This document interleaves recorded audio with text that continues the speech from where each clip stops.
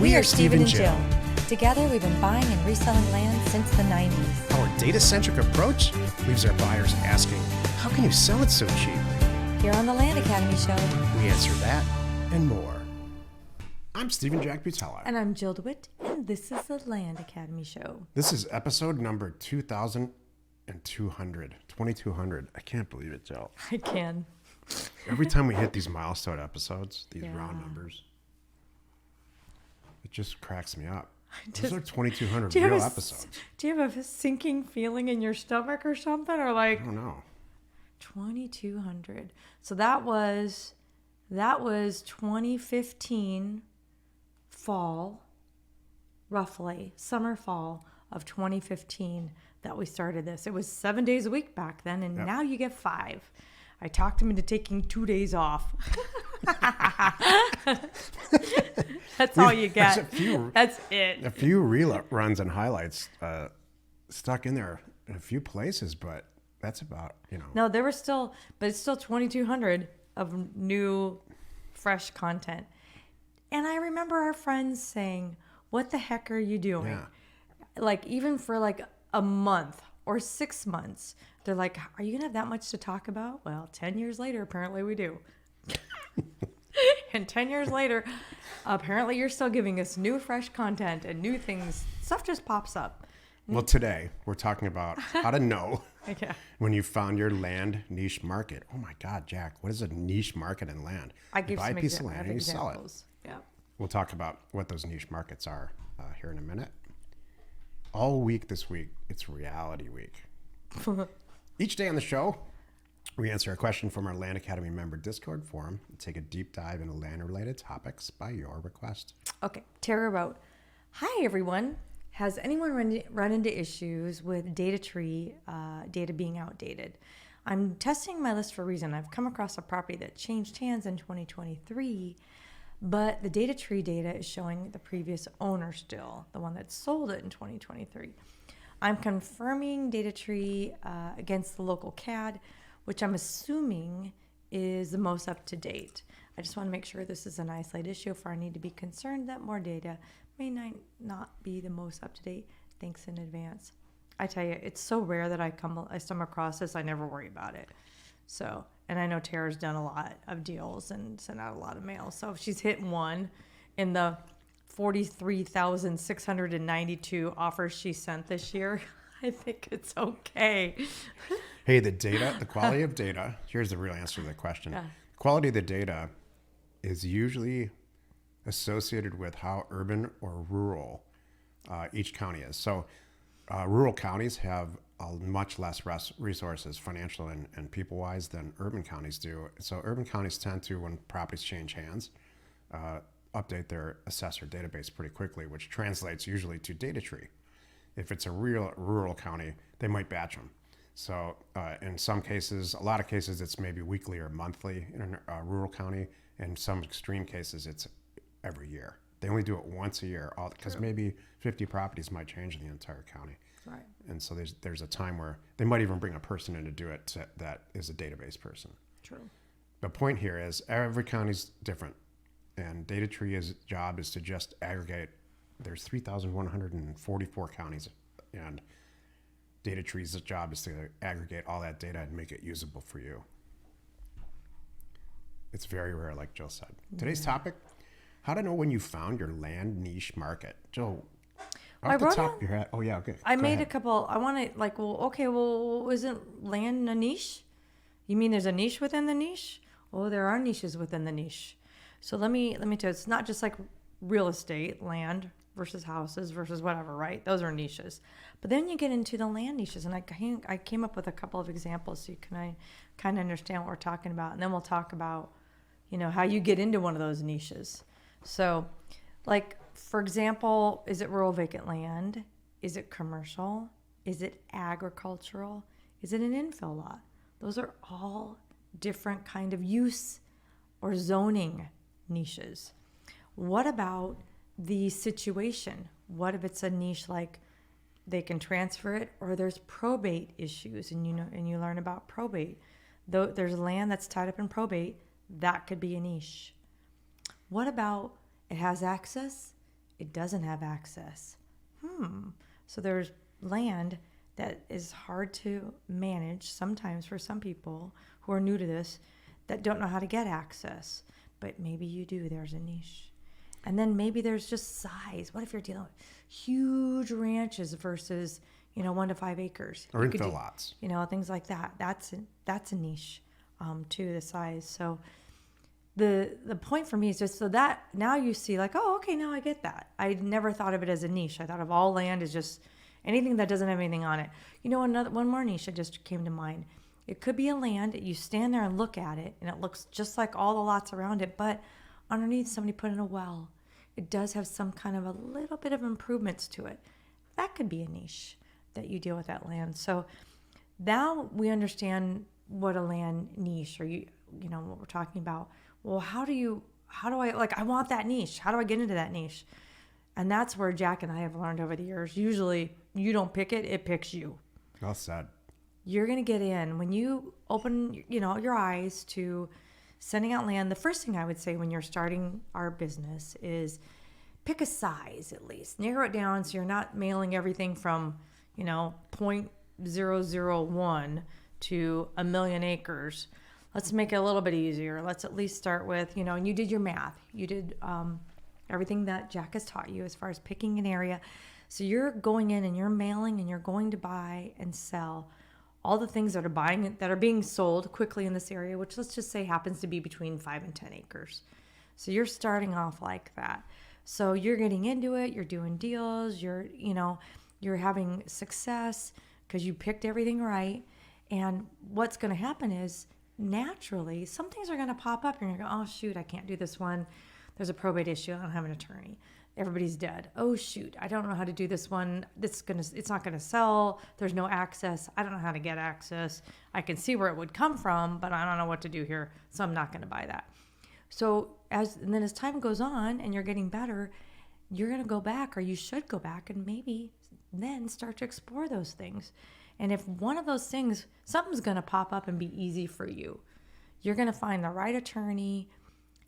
Who has the right situation and the right workload and has it all figured out. And the next thing you know, you guys are off to the races solving all the probate issues. And now you're going to zero in on those. And so then, too, not only is it going to come easy, but it's going to be highly profitable. Those two things are going to tell you when you've found your niche within the land niche. I'm going to summarize what Jill said. I'm going to be Jill's AI. Oh, My name is Jack. that'd be great. And Jill's AI. Okay. What Jill's saying is that properties have flaws. And so when you send a mailer out, a lot of stuff's going to come back. And they are going to have, it's very rare that a property comes back and everything's great. It happens. It happens often, actually. Not very rare that it happens. It happens often. There's a lot of properties that come back that either have a flaw with their owners, like they're dead, or a flaw with the actual piece of property. Actual pieces of property, lack of access is a classic one. Lack of physical and legal access, a classic flaw with the owners, they're dead, or the heirs are unavailable. They're not around. If you, for whatever reason, maybe because it was a past profession, like you were a lawyer or a paralegal, or you have always wanted to be a forensic investigator, you're going to take two finding those flaws. I don't think either one of us enjoy solving due diligence flaws in land deals. Well, I don't see him as a flaw. I don't see freckles as a flaw. I don't see think freckles on you as a flaw, but it's just unique. So I don't know. It does depend on the nature. I think you're right. You if you want to solve that stuff, go ahead. So you will gravitate toward solving some flaws, or gravitate toward just sending more mail out to find all the perfect deals like we do.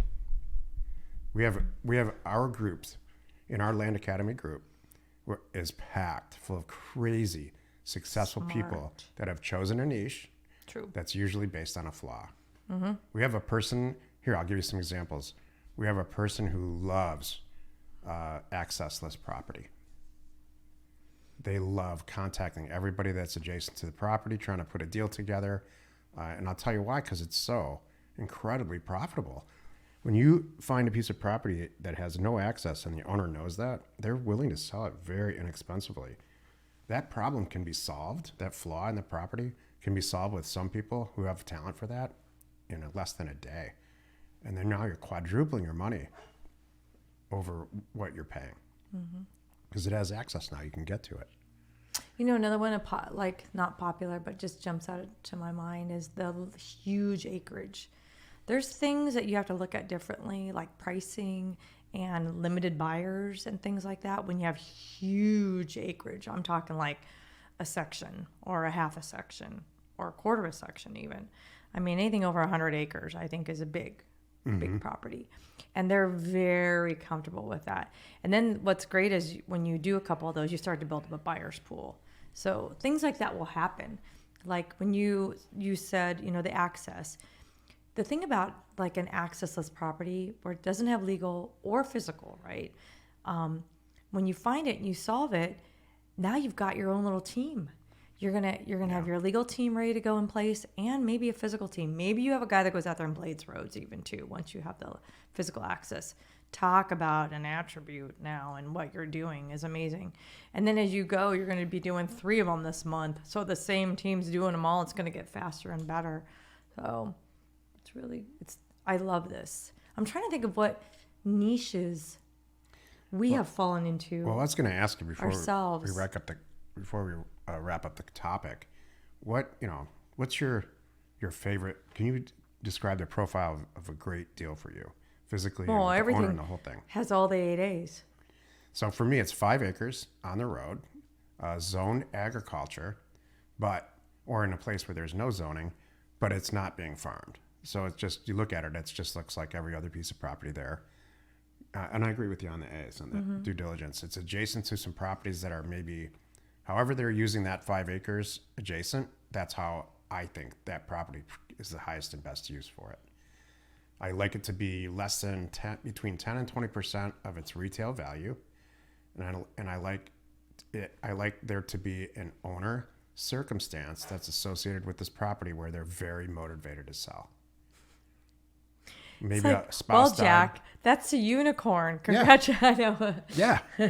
I want a basket full of unicorns. Yeah. Twice, 2 baskets every day. Here we go. Oh, and they smell pretty. Don't forget the property has beautiful flowers and it smells pretty when you drive up. You forgot that part. Roses at the road.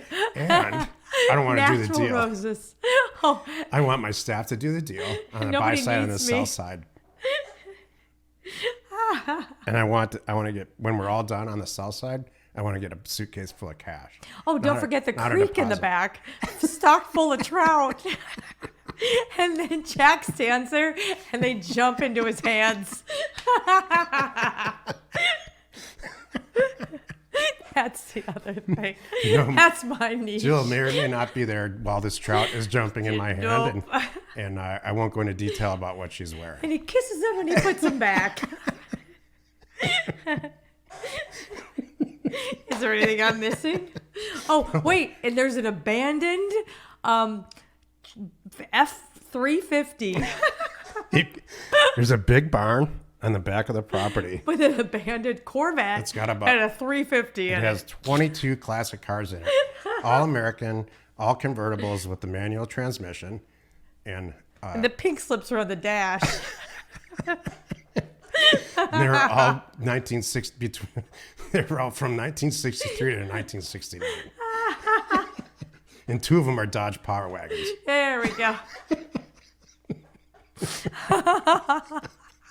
Gee, I don't know what's the big deal. What's wrong with that niche? And you get one of those a day. Yeah. I mean, you got to have goals. Yeah. What's yours? Not that. Mine would have wild horses and bison. And it's 20 acres. It's abuts Yellowstone. This is true. And there's structure on it? of course, it's an abandoned 3-bedroom cabin with a well. functioning well. and solar. There we go. And That's not that far off. Our unicorns are not that far off. That's true. All right, let's wrap this up and go find them. Join us tomorrow where Jill and I discuss the difference between fast money and wealth building. You are not alone in your real estate ambition. We are Jack and Jill. Information And inspiration to buy undervalued property. We hope you found our content valuable and we appreciate your support. If you have not already, please check out our channel and hit the subscribe button. And your comments and suggestions help us to create the content you're here for. Hitting the like button helps to support our channel's algorithm and gauge your interest for future shows.